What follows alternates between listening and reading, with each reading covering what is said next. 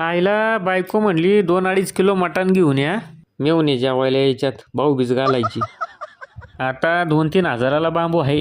हा ते आईला पैसे कुठं पडले? ओ शेठ, राहिलेले पैसे घ्या. हाय का? हे असं होतंय बघा. अजिबात डोकंच चाला ना बघा. राहतोय का पैसा जवळ? हा विशुद्ध उड्या मारू मारू पळतोय. बरं मेवणे दोघं 10-20 रुपयाची ववाळणी टाकणार, येताना अजून 4 टाळकी गिळायला आणणार. कसं आहे, बायकोला बी हिश्शाला हिस्सा मिळणार आहे. त्यांच्यातनं गेलाय रिंग रोड म्हणून एवढं सहन करतोय. आय आय आय आय, एकच नंबर मटण होतं. काय तो आळणी रस्सा, काय तो मटण फ्राय. पिंट्या, एक नंबर आहे राव तुझा दाजी. वगळेस तोपर्यंत मटण खायला घातलं राव. नाहीतर आमचे दाजी एक नंबरचे बुक काढ. तू तर झोपला राव गाड्या लगेच.